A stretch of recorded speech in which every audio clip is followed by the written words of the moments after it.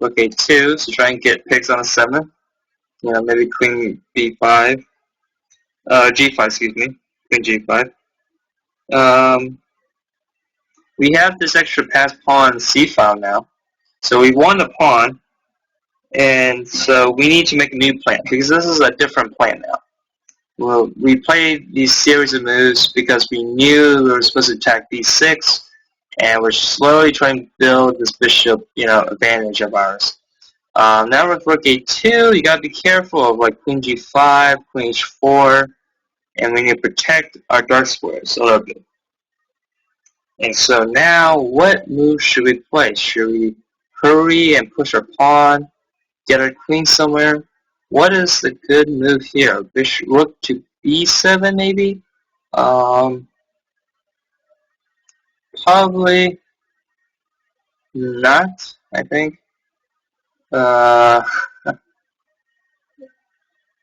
This queen g5 is definitely a threat. So what should black do, or white do? Excuse me, white do? White should play queen e3 to prevent queen g4. And even if white plays queen h4, f2 is still covered and g3 is still covered. So look at white's position. Covered. Queen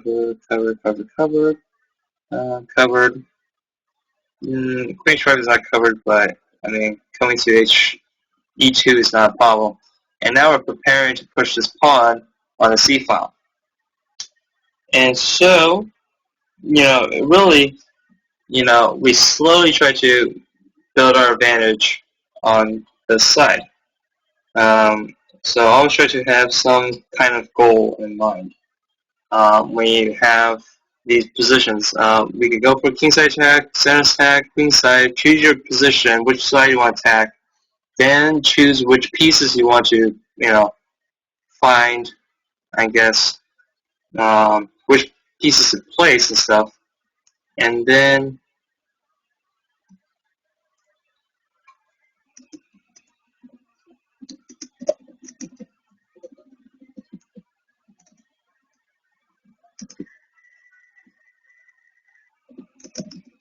anyways, even just, so, I mean, b6 was the target, everything else, you just start building attacks on, like, a plan. Every move you do should improve. So, I guess, like, right there, let me see if we can go back to this position. When I asked here, at the very beginning, should you guys go to,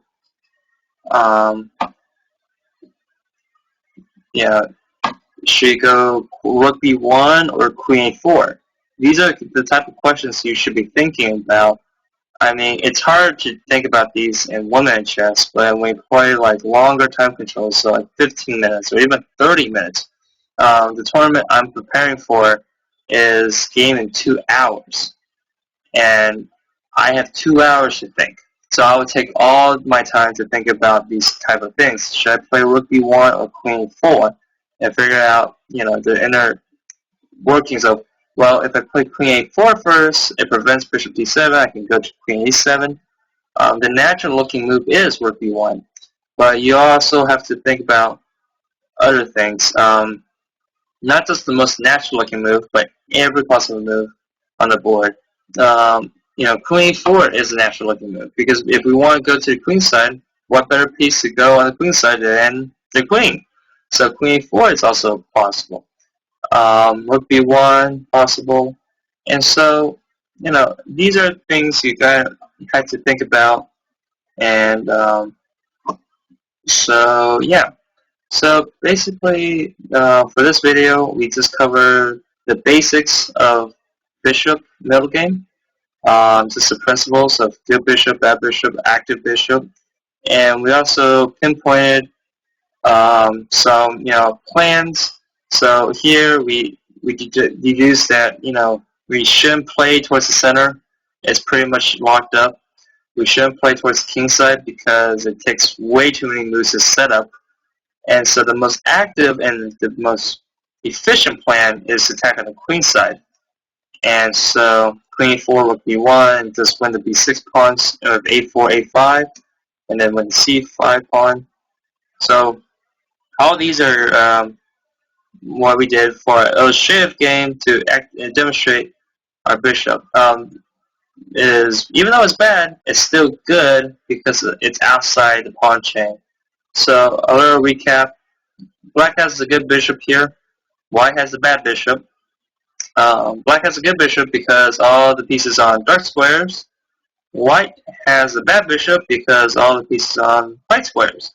But the bishop in d5 is a lot better because it's more active and it's outside the pawn chain. If the bishop is on d3, it's still a bad bishop and it's a bad piece. It's not even active. So a question from the stream is, what happens if Black wants to trade bishops? Well, when we play Queen A4, first, instead of Rook B1, how does Black even trade off the bishop? That's the question. Can he go to Bishop E6? No. Can he go to hop and go to Bishop to A8? No. Can the bishop go to B7? Yes, but then he hangs the bishop. So if he tries to prep it like this, well, he's just bluntly disregarding, Queen. Oh, not there. Rook B1. If he tries to trade, I mean, he can't even trade like that. He can't even do that. It's really hard for Black to actually trade. After Queen A4, Black really can't trade the bishop as well. I mean, Rook D7, Rook B1, attacking this pawn here, and then try and trade out the bishop, and now we can take the rook. And Rook D6, that's fine because now Queen E8 check, and we win the bishop. So yeah, Queen E4 a lot stronger move than the most natural looking move on the bishop. So, anyways, that's just a basic bishop middle game. Give you guys some basic. Probably next time I stream, probably later in the evening when I get prepared, I will do the next position, which is basically more bishop endgames, for you to try to figure out how to maneuver the bishops a little bit more. There's about 5 more illustrative games, so hopefully you guys learn something about bishops. I'm hoping to do more of these, so bishops, knights, and all these other little things. And hopefully next time I will get these illustrative games of the bishops. Look up some illustrative games in terms of a better example than these most obvious ones. And that, hope you guys had fun and take care. And